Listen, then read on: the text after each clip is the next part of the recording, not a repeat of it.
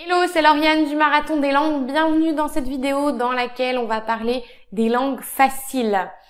Alors avant de rentrer dans le vif du sujet, je vous rappelle que vous pouvez télécharger le kit de démarrage juste en dessous de la vidéo pour savoir comment bien démarrer dans l'apprentissage d'une langue et surtout ne pas abandonner. Voilà, alors les langues faciles, on dit souvent que certaines langues sont beaucoup plus faciles que d'autres, c'est vrai, mais attention parce que je pense qu'on peut vite tomber dans le piège. Alors, c'est vrai qu'on dit que l'espagnol c'est facile, voilà, ça s'apprend comme ça, c'est sympa comme une langue, c'est quand même une langue qui est appréciée. Mais moi, je veux vous mettre en garde contre quelque chose, c'est le fait de dire que quelque chose soit facile. Parce que je pense que la facilité, le fait de dire ça vous met dans une attitude qui n'est pas forcément la bonne pour aborder un nouveau projet. Parce qu'apprendre une langue, c'est un projet à part entière. Et si on part en se disant que c'est simple, eh bien, vous allez vite vous rendre compte que c'est plus compliqué que ça. Et dire qu'une langue est facile, pour moi, ne veut rien dire parce que en fait, il y a beaucoup de facteurs qui entrent en compte dans cette notion de facilité. Ce n'est pas, on peut dire que l'espagnol est facile, oui, d'accord. Il y a des choses qui sont plus faciles que dans d'autres langues, mais attention à la distance que vous avez avec cette langue en fait.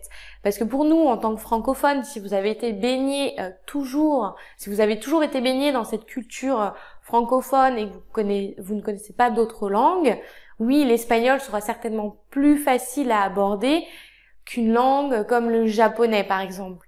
Mais si vous avez un contexte de vie, je sais pas, vous vivez à une frontière et que voilà, vous avez déjà peut-être entendu la radio ou quoi que ce soit dans une autre langue, par exemple le russe, le letton ou je sais pas quelle autre langue, ça sera peut-être plus facile pour vous de vous mettre à cette langue plutôt que l'espagnol. Ça dépend vraiment en fait de la distance et l'environnement dans lequel on est baigné et aussi l'attitude avec laquelle on aborde une langue parce que comme vous le savez peut-être, je suis dans un défi, c'est d'apprendre le russe en 365 jours. Et je suis vraiment baignée dans la langue, je me baigne dans la langue au quotidien. Et je pars avec l'état d'esprit que je vais réussir et que dans un an, je parlerai russe couramment et fluidement. Et donc, je pars avec un esprit positif et je sais et je veux y arriver. Et donc, jusque-là, je trouve pas que la langue russe est difficile à apprendre. Bon d'accord, j'ai peut-être pas encore abordé toutes les difficultés grammaticales parce qu'apparemment c'est vraiment l'exigence, le côté exigeant de la langue, c'est la grammaire. Mais voilà, on parle souvent de l'alphabet cyrillique. L'alphabet cyrillique, ça a été l'histoire d'une soirée, enfin de quelques heures. Ça a vraiment été assez rapide et je trouve que je progresse assez rapidement en russe. Donc je peux pas dire aujourd'hui que j'ai plus des difficultés à apprendre le russe que quand j'ai appris l'espagnol. Parce qu'en fait, quand j'ai appris l'espagnol, j'avais pas forcément de méthode. Et moi, j'avais pas forcément de méthode. Et donc, je progressais peut-être pas aussi rapidement. Et je me souviens avoir croisé ce plateau où on se dit mince, je parle vraiment trop mal, je galère. Enfin, c'était pas forcément évident. Et donc je pense que vraiment cette attitude va définir comment on va ressentir la langue, comment on va l'apprendre. Parce qu'en plus, donc c'est logique, si vous partez avec cet état d'esprit, oh, ça va être difficile, j'y arriverai jamais, forcément vous y arriverez pas, vous mettrez pas le mode plan d'action, le mode action. Mais vous serez plutôt dans ce côté de plainte, de manque de confiance en vous. Je vous dis pas que c'est mal, hein, mais je sais que c'est pas évident. Mais il faut essayer de se convaincre et d'adopter cette attitude de j'y arriverai et je ferai tout pour y arriver. Et c'est plutôt ça qui va faciliter l'apprentissage d'une langue et non pas l'inverse. C'est pas la langue qui est facile ou moins facile. Je pense que c'est vraiment à vous de vous adapter à la langue. Mais évidemment, je conçois bien que en espagnol, il y a beaucoup de similarités avec le français. Il y a beaucoup de mots qu'on peut retrouver. Mais en russe, je suis assez surprise, mais je retrouve beaucoup de mots français. Et c'est pas quelque chose qui paraît évident comme ça, mais je retrouve plein de mots, des mots français, des mots anglais, des mots, comme on appelle ça, des mots internationaux qu'on retrouve dans plusieurs langues. Et ça, c'est assez surprenant, mais c'est une partie qui facilite l'apprentissage du russe. Je sais pas si vous connaissez l'espagnol, mais la conjugaison de l'espagnol est pas facile du tout. Au début, on s'arrache les cheveux. En russe, là, visiblement, il y a 3 temps. Le passé, le futur, enfin le passé, le présent et le futur. Voilà, 3 temps. En français, il y en a combien? 10, 11? Enfin, on s'arracherait les cheveux, quoi.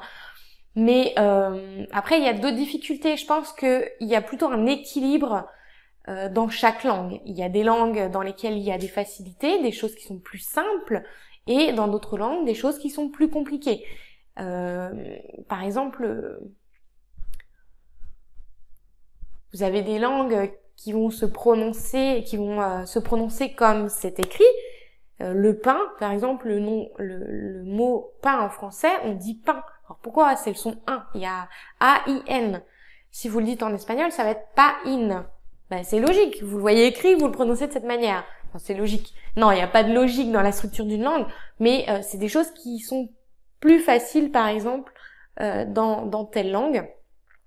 Et dans d'autres, vous aurez plus de temps, moins de temps, vous aurez des déclinaisons. Voilà, je pense que c'est vraiment un équilibre entre chaque langue et qu'il n'y a pas une langue qui est enfin, qui est le summum de la difficulté. Alors, vous pouvez me dire dans les commentaires si je me trompe et qu'il y a vraiment des langues qui sont au-dessus, parce qu'évidemment, je les connais pas toutes. Mais j'ai déjà entendu que le hongrois était pas facile. Mais encore une fois, il faut creuser pourquoi et comment, et enfin voilà. Les gens qui l'ont apprise, les gens qui ont appris cette langue ont réussi à le faire. Donc pour moi, il y a rien pour moi, il y a rien d'impossible.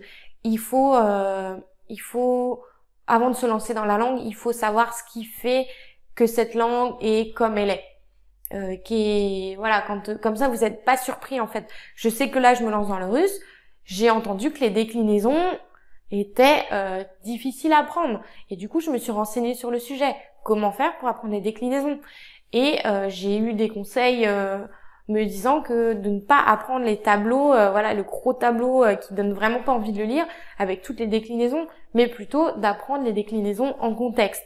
Voilà, c'est des petites choses mais qui vont faire gagner, je pense, énormément de temps, et je me prends pas trop la tête sur la conjugaison et la grammaire et tout ça.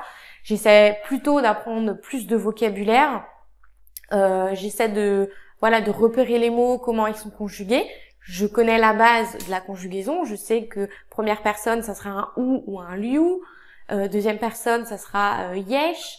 Je sais les repérer. Et donc, quand je les vois dans un texte ou quand je les entends, je me dis, ah oui, tiens, ça c'est première personne, ça c'est deuxième personne. Mais je vais pas apprendre par cœur, bachoter comme je l'ai fait à l'école ou quand j'apprenais mes premières langues. Mais c'est des choses auxquelles il faut être préparé, et de cette manière, la langue ne paraît pas aussi compliquée à apprendre. Voilà, c'était ce que je voulais partager avec vous aujourd'hui. J'espère que vous avez aimé cette vidéo. N'hésitez pas à la partager si c'est le cas, à me mettre vos petits commentaires juste en dessous parce que ça fait toujours plaisir. Et donc je vous dis à plus tard dans la prochaine.